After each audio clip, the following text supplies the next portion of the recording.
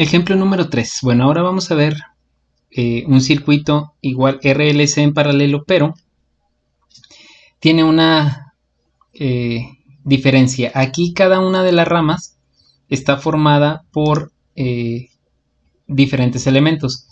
Esta rama 1 está formada por una resistencia y una bobina, y la rama 2 está formada por una resistencia y un capacitor.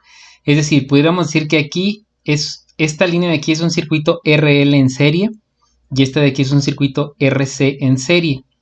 Entonces, lo que pudiéramos hacer es lo siguiente. Vamos a formar con este circuito RL una sola impedancia. Es decir, vamos a sumar R1 y L1, como sabemos sumar impedancias en serie, y R2 y C1 para formar otra impedancia, de tal manera que estos dos elementos me formen la impedancia 1 y estos dos elementos la impedancia 2. Nosotros sabemos que Z es igual a R más, en una suma vectorial, XL, y que Z2 en este caso va a ser R menos XC. ¿Por qué menos? Bueno, cuando calculamos Z decimos que es R cuadrada más X cuadrada, pero X es igual a XL menos XC. En esta rama de aquí no tengo XC, por lo tanto X va a ser igual a XL. Entonces yo tendría R más XL.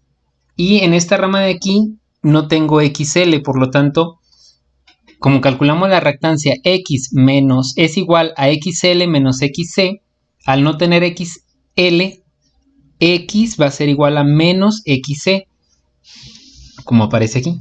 Entonces, Z1 va a ser igual a R más XL y Z2 va a ser igual a R menos XC, ¿ok? Entonces, ¿qué haríamos primero? Determinar el valor de XL, 2pi FL, y me da 12.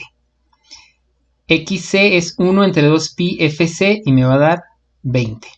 Entonces, de tal manera que la impedancia 1 va a ser igual a R, que vale 8, más 12J, y la impedancia 2 va a ser 15 menos 20J. Yo con eso puedo determinar el valor de la impedancia en forma polar. Aquí está el rectangular, lo hago en forma polar, que sería raíz cuadrada de R cuadrada más X cuadrada. Como X cuadrada aquí en este caso es igual a XL, pues pongo 12 cuadrado. En el caso de aquí abajo, X cuadrada va a ser igual a XC al cuadrado, por eso pongo 20. Y me da un valor de 14.42 con un ángulo de 56.30 para el valor de la impedancia 1. Y el valor de la impedancia 2 sería 25 con un ángulo de menos 53.13 ohms. Entonces, antes de empezar a trabajar con admitancias, lo primero que puedo hacer es revisar si tengo algunas impedancias dentro del circuito y las puedo formar, las puedo sumar para que después me facilite el trabajo. Entonces, aquí tengo un circuito RL en serie, aquí uno RC en serie, los voy a formar de tal forma que ya nada más me quede mi fuente Z1 formado por R y por L y Z2 formado por R y por C. De tal forma que yo pueda tener un circuito mucho más simple donde tengo mi fuente, tengo un valor, un cuadro aquí que es una impedancia 1 que yo sé que está formado aquí adentro por una R y una L, es decir, por una resistencia y una bobina, pero que tienen un valor de una impedancia de 14.42 con ángulo de 56.30. Y que tengo otra impedancia 2, que yo sé que está formado por una resistencia y un capacitor, pero que tienen juntas una impedancia de 25 ohms con un ángulo de menos 53.13. De tal forma yo tengo aquí un circuito muy sencillo en paralelo, donde voy a tener dos corrientes. Sale mi corriente total de aquí, llega a este punto y se divide en I1 porque pasa por Z1 y luego se divide en I2 porque pasa por Z2. Yo pudiera trabajarlos donde la corriente 1 va a ser igual a voltaje entre impedancia 1 y la corriente 2 voltaje entre impedancia 2, pero al estar en paralelo no puedo hacer eso tan simple. Lo que tendría que hacer es trabajar primeramente con admitancias. Entonces nosotros sabemos que la corriente total en un circuito en paralelo va a ser igual al voltaje por la admitancia total. La admitancia total de este circuito va a ser la admitancia de la impedancia 1 más la admitancia de la impedancia 2. Entonces vamos a determinar Y1 y Y2, donde Y1, la admitancia 1 va a ser igual a 1 entre Z1 y Y2, 1 entre Z2. De tal forma que calculo mi admitancia 1, mi admitancia 2, la sumo y con eso determino mi corriente total, la corriente que sale por aquí. Una vez que yo tenga la corriente que sale por aquí, puedo determinar las corrientes I1 e I2. Ok. Entonces, impedancia 1, Y1, 1 entre Z1 es igual a 1 entre 14.42 ángulo de 56.30. Divido 1 entre 14.42 me da 0.069. Los ángulos se restan. 0 menos 56.30 me da menos 56.30. Y lo paso a rectangular para poder tener este mismo número rectangular y sumarlos posteriormente. Recordando que para hacerlo rectangular es este valor por el coseno de este ángulo, me da este número que está aquí. Este valor por el seno de este ángulo me da este número que está aquí. Y2, 1 entre la impedancia 2, 1 entre 25 ángulo de menos 53.13, 1 entre 25, 0.04. 0 menos 53.13 me da 53.13 positivo y lo convierto a rectangular. Ya tengo Y1 y Y2, las voy a sumar para poder tener la admitancia total. Y entonces tengo este valor más este valor. Sumo real con real. 0.038 más 0.024. E imaginario con imaginario. 0.57 menos 0.57 más 0.31. Eso me da un valor de 0.032 menos 0.026. Esto que está aquí lo convierto a polar nuevamente, raíz cuadrada de cada uno de estos valores al cuadrado y el ángulo tangente inversa de G entre B. Me da 0.072 con ángulo de menos 22.75 y con esto determino la corriente. Sabemos que la corriente total va a ser igual a voltaje por admitancia, 120 el voltaje por la admitancia que acabo de determinar aquí. Me da una corriente de 8.06 con ángulo de menos 22.75 amperes. Esa corriente sería la corriente total que sale del circuito. ¿Okay?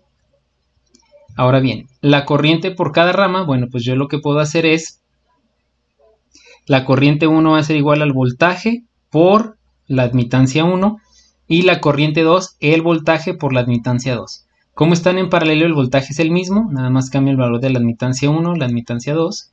120 por 0.069 da 8.28, los ángulos se suman, 0 menos 56 da menos 56.30. Y la corriente 2, 120 por 0.04 da 4.8, los ángulos se suman, me da 53.13. Entonces, yo tengo que la corriente que circula por la rama 1 es 8.28 y la corriente que circula por la rama 2 es 4.8. ¿Por qué?